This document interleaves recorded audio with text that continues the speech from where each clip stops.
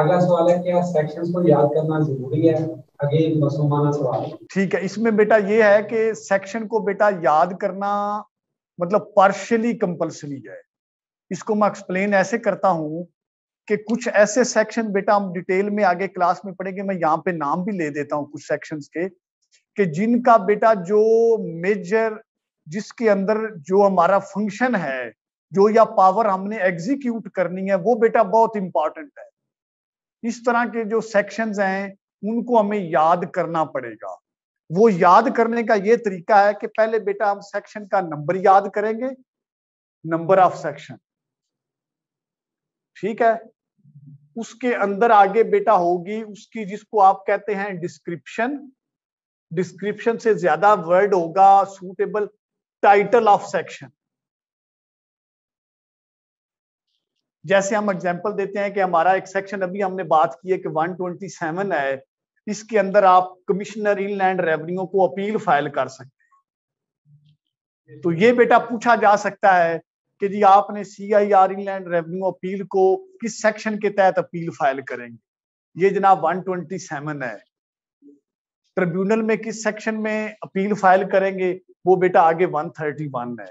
या for example मैं एक एग्जांपल और दे देता हूं कि हमारी एक बड़ी मेजर प्रोविजन है 138 की इनकम टैक्स के अंदर, जिसमें आपके पास किसी भी टैक्स डिफॉल्टर को अरेस्ट करने का इख्तियार है। तो ये बेटा इस तरह का जो इंपॉर्टेंट सेक्शन है वो आपसे पूछा जा सकता है कि जी मतलब tax defaulter may be arrested under income tax ordinance under section so and so. ये वो एक 137 लिख देगा, 138 लिख देगा, 137 लिख देगा और 140 लिख देगा। तो बेटा 138 में आप ये करेंगे, इसका अलग टाइटल है, इसका अलग टाइटल है। इस तरह की जो इंपॉर्टेंट चीजें हैं वो आपको बेटा सेक्शन के नंबर के साथ उसका टाइटल, जैसे सेल्स टैक्स में हम ये देखेंगे कि रिटर्न किसके तहत फाइल होनी है, रजिस्ट्रेशन को कौन सा सेक्शन डील कर रहा है, रिफंड किस सेक्शन में होता है। इस तरह के जो मेजर फंक्शंस हैं जो आज हमने सारी वो जो मियां साहब की हमने कॉपी की है ना, जो फ्लो एक हमने स्केच बनाया है रजिस्ट्रेशन का, रिटर्न का, अमेंडमेंट का, फिर रिफंड अप्लाई करने का, अपील फाइल करने का, ये जो बेटा हमारे मेजर फंक्शंस हैं इनके सेक्शन तो आपको याद कर लेने चाहिए। ये बनेंगे बेटा सिर्फ कोई 10 to 15% है। ये जब हम डिटेल क्लास में पढ़ेंगे तो मैं आपको जो इंपॉर्टेंट है वो बता भी दूंगा। बुक के अंदर मैंने एक समरी भी बनाई हुई है इंपॉर्टेंट की अलग भी। सारे आपने याद नहीं करने, अगर सारे आप याद करने शुरू हो गए तो फिर कुछ भी नहीं बनना माजरत से। नहीं, वो आप फिर कंफ्यूज हो जाएंगे क्योंकि सारे ना याद करने की जरूरत है, ना बेटा सारे आपको याद होने हैं इतनी जल्दी, और ना टैक्स रेट याद करने हैं इस लेवल पे। कैलकुलेशंस करनी आ सकती है? नहीं, वही मैं बात कर रहा हूँ, टैक्स रेट माजरत से याद नहीं करने हैं। टैक्स रेट बेटा हर साल चेंज होते हैं, वो आप जब भी करते हैं वो ऑर्डिनेंस सामने रख के आप उनका बेटा शेड्यूल है, आपके इनकम टैक्स ऑर्डिनेंस के अंदर शेड्यूल है, शेड्यूल के अंदर बेटा रेट है, और रेट बेटा डिफरेंट है। कंपनी का अलग है, इंडिविजुअल्स का अलग है, सैलरी का अलग है, मियां साहब रेंट दे रहे हैं इस बिल्डिंग का, इनकम फ्रॉम प्रॉपर्टी की डिडक्शन अलग है, कंपनी आपको डिविडेंड दे रही है उसके अलग हैं, मोर देन 50 प्रोविजन तो विद होल्डिंग की हैं। तो आप बेटा किस किस का रेट याद करेंगे? That is not humanly possible.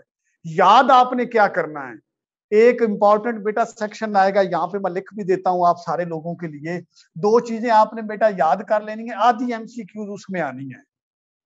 ये आप लोगों की किस्मत है कि मेरे ज़हन में आ गया। फिर आपने कहना कि पेपर के अंदर आपने कहना दानिश साहब ने ये कहा था जब मियां साहब भी बैठे हुए थे। ये मैं ऑनलाइन बात कर रहा हूँ। आधी MCQs आनी है इन 3-4 पॉइंट से मैं जो अभी मैं लिखने लगा हूं। ये पेपर बनाने वाला सुन ले या ना सुने, ये अब आपके मुकद्दर है या उसके मुकद्दर है। ठीक है, वो बेटा कौन सी है? Number 1 definitions. क्या बेटा? Definitions under section 2 of income tax ordinance तीनों के बेटा सेक्शन 2। इनकम टैक्स ऑर्डिनेंस में सिर्फ 75 डेफिनेशंस हैं और उसमें हो सकता है 2, 4, 5, 10 ऑब्जेक्टिव भी आ सकते हैं। ऐसे ही सेल्स टैक्स एक्ट में, ऐसे ही एफईडी। किसमें? सिर्फ डेफिनेशंस। और दूसरी बेटा इंपॉर्टेंट चीज आनी है offence and penalties. Offence plus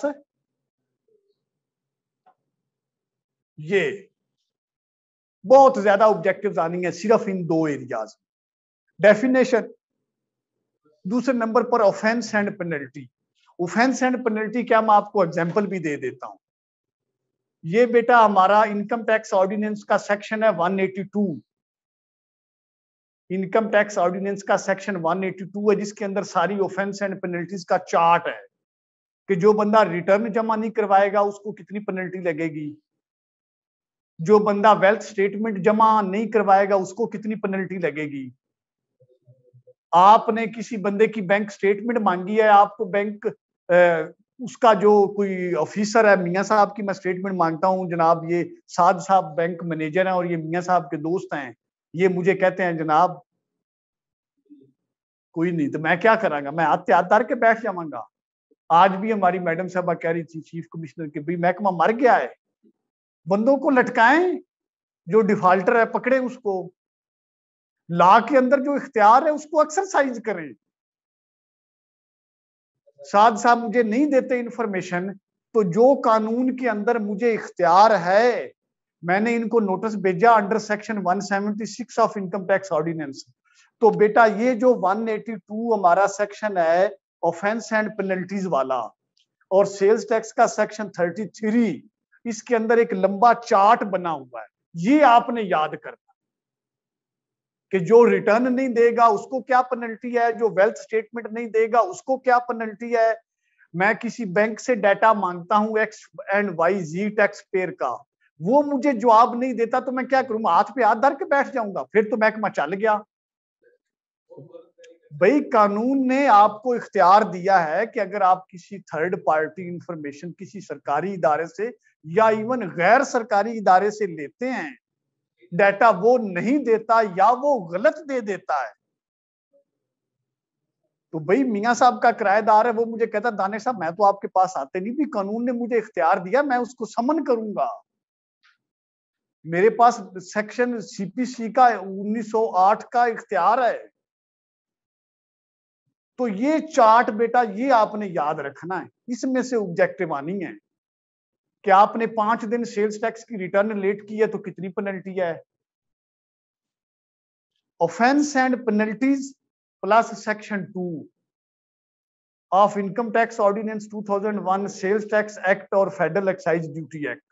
ये बेटा मैं सबके सामने कह रहा हूं, इसमें से ऑब्जेक्टिव आनी है और काफी ज्यादा आनी है।